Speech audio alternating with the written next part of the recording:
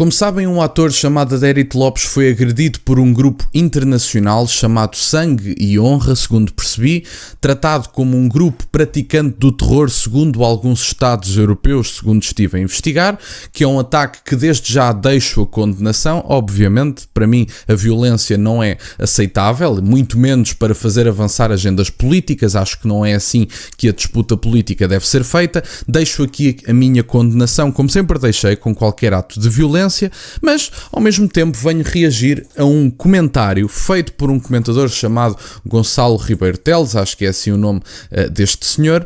Ele arranja aqui uma forma basicamente de fazer uma correlação entre este ataque e o Chega, dizendo que o culpado, deixa isso de forma implícita, não diz de forma explícita, mas que o culpado é André Ventura e o Chega. Antes o culpado era Pedro Passos Coelho, hoje em dia o culpado é André Ventura. E portanto, vamos ouvir o comentador Gonçalo Ribeiro Teles, acho que é assim mais uma vez o nome, e fazer também nós uns breves comentários, porque eu acho que foi muita estupidez dita em direto. Vamos então ouvir. Não sei, eu acho que o Executivo está à espera também de recolher todos os dados e acredito, acho impensável que não reaja. Acho que a Ministra da Administração Interna, a verdade é que acabou de aterrar no cargo e vai eventualmente reagir a isto, até porque tem um pedido expresso do Presidente da Câmara de Lisboa também a pedir mais policiamento. Portanto, eu acho que sim. Agora, nós temos que ver a coisa, quer dizer, da forma como ela é e sem escamotear o óbvio que é. Se isto fosse perpetuado por imigrantes, eu volto ao mesmo, tanto o crime do carro como este no teatro, o Adérito Lopes, e com o medo que geraram, nós teríamos já manifestações convocadas pelo Chega e tudo e mais alguma coisa. Portanto, até nisso, André Ventura está a ser hipócrita. E... Não há hipocrisia nenhuma, até porque, diga-se de passagem, não se podem deportar criminosos portugueses. Eu não sei para onde é que o Gonçalo Ribeiro Teles queria que o Chega defendesse que se deportassem criminosos portugueses. Portanto, a lógica do imigrante é só na lógica de é um imigrante, foi recebido, traiu a confiança de quem o recebeu e tem que ser deportado. É tão simples como isso. Agora, o português vai se deportar para onde? O português tem que ser preso, tem que cumprir pena. É tão simples como isso. Penas mais pesadas, penas duras, porque não é por ser português que pode praticar um crime, no meu entender. Portanto, a lei é para todos e é para cumprir. E, aliás, à direita defende-se a lei e a ordem, ao contrário de outros senhores, às vezes até à esquerda do Gonçalo Ribeiro Teles, que dizem com muita frequência que determinadas penas vão contra os direitos humanos. Coitadinhos dos criminosos. Veja-se bem que os criminosos que tiraram direitos a outras pessoas, muitas vezes, acabam por ser criminosos defendidos pela esquerda, porque as penas são contra os direitos humanos. Veja-se bem, a bandalheira nas prisões. Estes senhores têm que ser tratados praticamente num hotel de luxo. Ponham estes senhores no Ritz, literalmente. Ponham-nos a habitar no Ritz apenas com uma pulseirinha eletrónica, mas também não demasiado apertada, porque pode magoar os tornozelos de vossas excelências.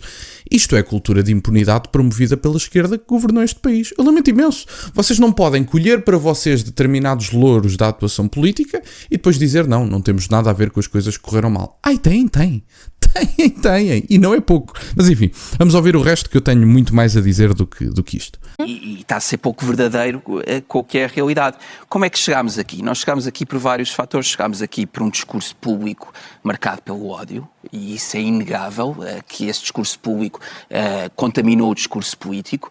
Eu não tiro dessa equação o que foi a Assembleia da República no último ano. Eu acho que nós estamos desde dia 18, nem todos, mas muitos, a acreditar numa espécie de institucionalização ou de um suavizar do Chega. O André Ventura tem mostrado muito bem que isso não vai acontecer. Aliás, demonstrou ontem na reação aos discursos, em que também desvirtuou a realidade dos discursos, e depois disse já, nós não hesitaremos em derrubar o governo por uma questão relativa às ex-colónias, de reparação das ex-colónias, que nem esteve presente nos discursos. Não esteve presente nos discursos, mas um autor dos principais discursos dados nesse dia foi para outros países, nomeadamente da CPLP, falar das reparações históricas e até falar mal dos portugueses, diga-se de passagem.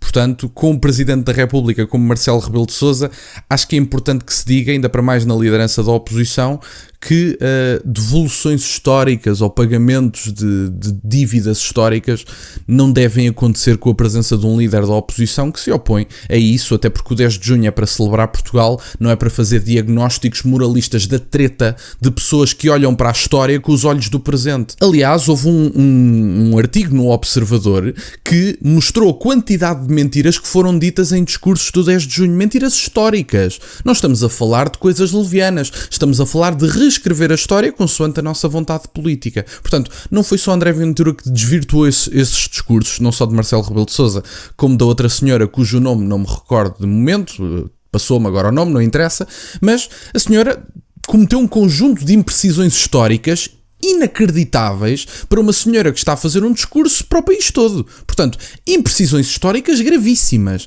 Estamos a falar de coisas inacreditáveis. Se nós temos dívidas históricas por causa da escravatura e somos herdeiros de escravos, então vamos pagar as dívidas históricas a quem? Não compreendo, quer dizer, então somos herdeiros dos escravos, dos senhores e dos escravos, dizia a senhora. E temos que pagar indenizações históricas aos herdeiros dos escravos. Vamos fazer pagamentos a nós mesmos? Dívidas históricas a nós mesmos? Mais uma vez digo, o pagamento das dívidas históricas é arbitrário, ridículo e masoquista. Por razões muito simples que eu já elenquei no dia de ontem. O pagamento de dívidas históricas é arbitrário, ou seja, escolhem um determinado período histórico para dizer não, nós queremos compensar determinado país neste período histórico. Bom, mas a história da humanidade, como sabem, é longa e, portanto, há países que já nem existem que cometeram erros. Há impérios que já caíram e que cometeram erros. Como é que vamos fazer? Os países que constituíam esses impérios vão dividir a dívida histórica que têm que pagar a outros povos? O Império Otomano, por exemplo. Como é que vão fazer isso? O Império Otomano tinha escravos brancos. Como é que vamos fazer este pagamento? E do ponto de vista dos africanos que vendiam escravos aos europeus, porque não eram os europeus que iam pegar nas pessoas e trazê-las para cá, as pessoas eram vendidas por compatriotas dos escravos, como é que vai ser feito o pagamento dessa situação? E o Brasil, que manteve a escravatura depois da data da sua independência, também vai pagar a quem, na verdade? Vamos ganhar um bocadinho de vergonha na cara e se queremos falar de dívidas históricas, vamos englobar toda a história da humanidade. Percebem como isto é estúpido, é imbecil? Que atira a primeira pedra, não é? Portanto, todas as nações têm pecados, obviamente. Ninguém diz que a escravatura é um ato legítimo. E esses erros também têm, obviamente, circunstâncias históricas para existir. Numa altura em que a escravatura era uma prática relativamente comum, não era só pelos europeus. A escravatura é muito anterior àquilo que é a compra de escravos para a Europa. E, portanto, vamos ser sérios na análise e perceber que foram cometidos erros e que nós percebemos que a escravatura vai contra a dignidade humana, que é defendida pela minha pessoa, e que isso tem circunstâncias históricas que não o tornam aceitável, mas que todos os países cometeram erros. Agora, se vamos analisar a história de todos os países, de toda a história da humanidade para fazer pagamentos de dívidas históricas, que não se escolham determinados períodos de forma arbitrária para fazer determinadas nações pagar e dizer que elas são opressoras e que os outros são oprimidos. Porque os oprimidos também andavam a vender escravos. É importante que se diga. Vamos ser sérios na análise e vejam um artigo de um historiador que publicou um artigo no Observador e que expôs a quantidade de imprecisões históricas cometidas por aquela senhora que fez um discurso deplorável de desrespeito ao país num dia em que devíamos estar a celebrar a nossa cultura, a nossa língua, a nossa identidade e não fizemos mais nada senão autoflagelar-nos. E é uma falta de respeito o que foi feito no dia de ontem. No dia de ontem não, no dia 10 de junho. Vamos ouvir o resto. Ou seja, houve aqui um ano de uma agressividade dentro da Assembleia da República onde não existiu paralelo em Portugal nos últimos 50 anos, uso eu, e não existiu mesmo. E tivemos um Presidente da Assembleia da República que hoje reagiu muito bem, mas que foi muito permissivo a isso, e não se pode ser permissivo a isso. E depois há outra questão que eu também queria trazer para a equação, que é, eu lembro que até há 5 anos atrás, até há 2 anos atrás, menos, defender a regulamentação das redes sociais era uma coisa de extrema esquerda. Hoje em dia, não querer a regulamentação das redes sociais é deixar que isto se perpetue. Temos Macron estes grupos, e Macron é tudo menos de esquerda. Por exemplo, mas quer dizer, eu acho que qualquer pessoa de bom senso hoje, com o que é o espaço digital, com a relevância que, infelizmente, o espaço digital tem na vida das pessoas, não querer regulamentá-lo é uma loucura. É uma loucura. Eu defendi isto há mais de 5 anos, mas era considerado um extremista perigoso de esquerda, tudo isso, que queria limitar a liberdade de expressão, mas onde é que não existe esta regulamentação? Existe aqui, existe existe nesta casa, existe em todo o jornalismo, existe em todo o espaço público. Como é que no espaço digital? Eu sei que é complexo, eu sei que é complicado, que em grande parte não depende só de Portugal. Mas eu acho que aqui sim o PS e o PSD e a AD se deveriam juntar. Isso também, olha, isso era uma das reformas das mais determinantes para o futuro, em nome dessa regulamentação digital a nível europeu e contra os grandes gigantes tecnológicos. Eu sei que num tempo do trumpismo isto é muito mais difícil de conseguir, mas tem que se lutar por isso, porque senão isto vai ser o que agora o Elon Musk... Pronto, ainda vinha a Maria Castelo Branco dizer umas coisas também e gozar com o Elon Musk provavelmente, enfim, as coisas são o que são, também não tem interesse de ouvir, no meu entender. O que esta pessoa não vos explica da questão das redes sociais, e já vou aos outros temas para terminar o vídeo para não ficar muito longo, é que as redes sociais já têm um conjunto de diretrizes, nomeadamente cada rede social tem um conjunto de diretrizes que permite e impede a publicação de determinado conteúdo. Portanto, quando estes senhores falam de regularizar as redes sociais, o que não vos explicam é que já há determinadas normas que impedem, nomeadamente, conteúdo explícito de violência. Dou esse exemplo muito específico. Conteúdo explícito de violência é automaticamente apagado e retirado das redes sociais. Isso é uma forma de regulamentação. Já há outras formas de regulamentação que tornam a coisa um bocadinho mais saudável. Quer dizer, ninguém quer ver assassinatos em vídeos nas redes sociais, de um modo geral, apesar de que isso às vezes também aparece, e aliás há imagens publicadas também pela imprensa. Como sabem, caiu um avião no dia de hoje na Índia, a quem deixo os meus sentimentos, a quem perdeu familiares, amigos, a todas as pessoas que estavam a bordo desse avião, mas há imagens explícitas da queda do avião. A imprensa também faz uso das redes sociais e da liberdade oferecida por essas mesmas redes sociais. E, portanto, queixam-se da liberdade de expressão nas redes sociais ou da falta de regulamentação nas redes sociais, só não vos explicam é que já há regulamentação nas redes sociais, bastante rígida na União Europeia por causa precisamente da União Europeia. E, aliás, eu até tenho na minha posse um documento sobre a máquina de propaganda da União Europeia e a quantidade de dinheiro que foi gasto na última década para fazer avançar agendas para a União Europeia. Eu vou divulgar isso brevemente, que ninguém tenha problemas com isso. Acho muito interessante, e para terminar o vídeo dizer aqui mais 2-3 coisas, acho muito interessante que os casos de violação, por exemplo, que aconteceram no Martim Moniz, que foram trágicos, e que foi mais do que num curto espaço de tempo de raparigas estrangeiras, foram classificados pelos meios de comunicação tradicionais como casos isolados não representativos da realidade nacional. Ou seja, os imigrantes não costumam cometer esses crimes. Aliás, nós não temos a noção dos dados porque o RASI não faz essa associação, mas dizia-se que os imigrantes não costumam cometer esses crimes e que isso são casos isolados não representativos da realidade nacional. Temos um caso de violência abertamente associado a um grupo classificado como terrorista em alguns estados da União Europeia, e de repente já temos todo um fenómeno da extrema-direita dominante, altamente comum e que pratica a violência praticamente todos os dias, que não é uma realidade e nós todos nos apercebemos disso, até porque se fosse uma realidade a quantidade de publicidade que vocês fariam sobre o assunto era muito maior do que aquela que é na realidade. E, portanto, obviamente que é um ato condenável, ninguém diz que não, mas que não se faça uma extrapolação de um conjunto de pessoas que cometem um ato de violência deplorável e condenável para uma realidade nacional de praticamente a normalização da violência nas ruas. Isso não é verdade e, portanto, não se pode dizer que a violência política é uma prática em Portugal, mas podemos dizer, por exemplo, que as violações estão em máximos históricos em Portugal. Isso pode-se ver no RASI e, portanto, não sou eu que o digo, é um conjunto de dados que mostram isso. E, portanto, esta questão da normalização da violência política ou do discurso de ódio, esta coisa toda, a esquerda a nível internacional nunca teve pudor de apelidar de nacionais socialistas os seus adversários políticos. Fizeram isso com Ronald Reagan e, portanto, já na altura de Ronald Reagan isto era feito com frequência, mas isso foi o tornar comum a violência no discurso político. Isso foi iniciado pela esquerda. Estes partidos, mais uma vez, como aliás acontece historicamente, estes partidos à direita surgem como reação de um aumento de violência no discurso político perpetuado pela esquerda.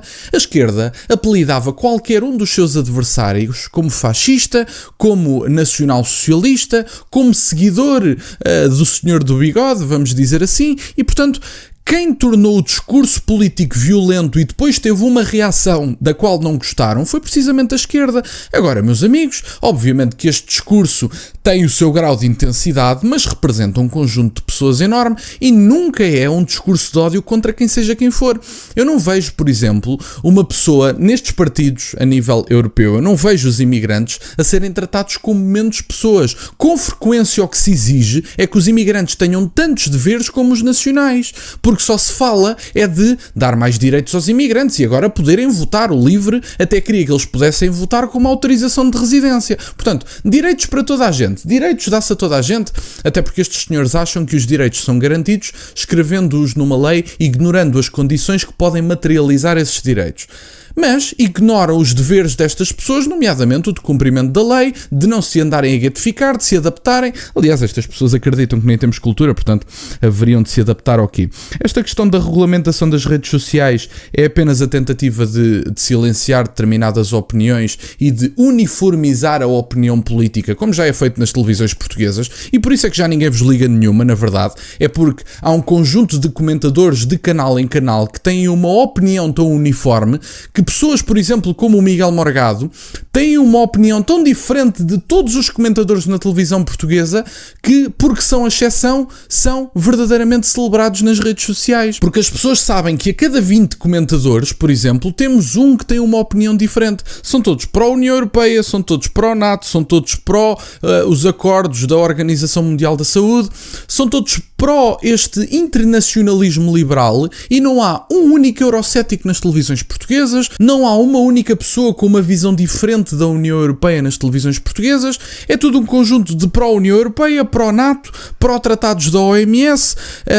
pró-constituições esquerdistas e, portanto, tem todo um conjunto de opinião política uniformizada que faz com que as pessoas venham para as redes sociais procurar outras coisas. E como é óbvio que essas coisas existem, mas não têm representação nas televisões portuguesas. E posso-vos garantir que há pessoas muito interessantes no mundo académico português que davam ótimos comentadores com visões diferentes daquelas que são as uniformizadas nos meios de comunicação tradicionais e que não são convidados porque têm opiniões diferentes. Nós todos sabemos dessas pessoas, aliás, algumas presentes no YouTube.